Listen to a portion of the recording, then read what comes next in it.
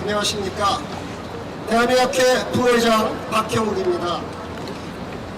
어쩌다 우리나라가 이렇게 전락했는지요. 지난 2월 정부의 독단적 행정으로 초래된 의료 사태가 여기까지 왔습니다. 많은 국민은 대화로 문제를 해결하길 바랄 것입니다. 의사들도 당연히 그렇게 하고 싶습니다. 그러나 정부는 대화의 흉내만 낼 뿐 거짓말과 협박으로 일관하고 있습니다. 이미 의대 지원 관련 소송에서 정부의 거짓말이 명확히 드러났습니다. 2,000명이라는 숫자는 2월 6일 지원 발표 직전 개최된 보정심에서 처음 등장했습니다.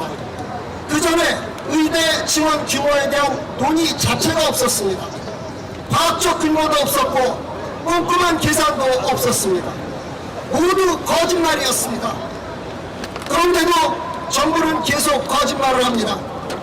정부는 의대교육 선진화 방안을 마련하겠다고 했습니다. 의대 교육의 질 하락은 없을 거라고 장담했습니다. 그러더니 의대생 유급 기준을 완화하겠다고 합니다. F가 있어도 진급시키겠다고 합니다. 의대 교육을 망치고 있습니다. 정부의 말과 행동은 완전히 다릅니다. 이렇게 거짓말로 일관하는 상대방과 과연 대화가 가능합니까? 정부가 법을 적용하는 태도도 매우 폭력적입니다. 정부는 전 국민의 사직을 금지했습니다. 다른 의료기관에서 일하면 처벌하겠다고 협박했습니다. 그러면서 병원에 월급을 주지 말라고 지시했습니다. 전국이와 그 가족은 굶어 죽으란 말입니까? 정부는 사직서 수리 금지 명령을 전면 취소해야 합니다. 그러나 정부는 철회라는 교묘한 방법으로 사직 전공의들을 계속 협박하고 있습니다. 우리는 물러설 수 없습니다. 왜냐하면 이 사태는 의료계만의 문제가 아니기 때문입니다.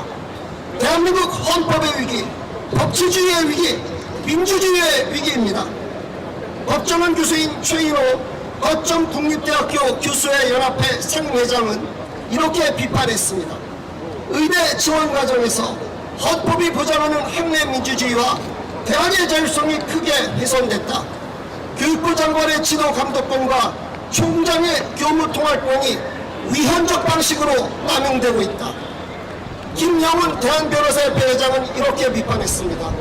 경찰은 의사들에게 법률 지원했다는 이유로 변호사들을 소환해 10시간 넘게 조사했다. 이는 법치주의에 대한 도전이고 국민의 기본권에 대한 중대한 침해다. 우리는 물러설 수 없습니다. 왜냐하면 이 사태의 올바른 해결에 미래 세대의 운명이 달려있기 때문입니다. 우리 사회는 곧 초고령 사회로 진입합니다. 출산율은 가파르게 떨어졌습니다. 그냥 내버려 두어도 2050년 무렵이면 젊은 세대의 건보료 부담은 2배가 됩니다. 여기에 급격한 의대 지원은 큰 국민 의료비 증가를 이야기할 것입니다. 미래 세대에 엄청난 부담과 좌절을 안겨줄 것입니다. 우리는 물러설 수 없습니다. 왜냐하면 정부가 필수 의료를 벼랑 끝에서 밀어버리고 있기 때문입니다.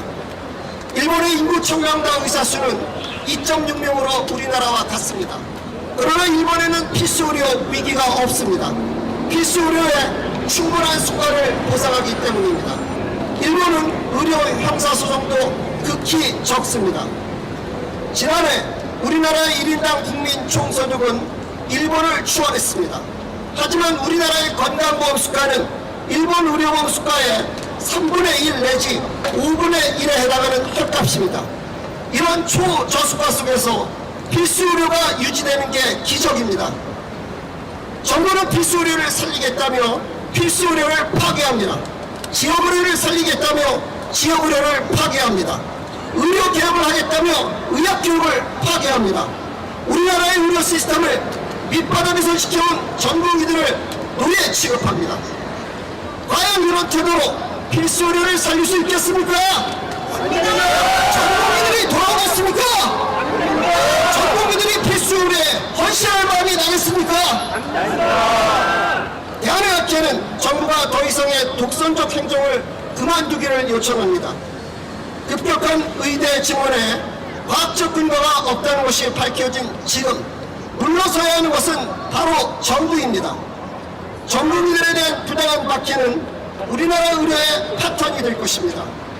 대한의학회는 그런 사태를 결코 좌시하지 않을 것입니다. 대한의학회는 의료계의 정당한 주장이 받아들여질 때까지 대한민국의 의료가 바로 설 때까지 함께 할 것입니다. 감사합니다.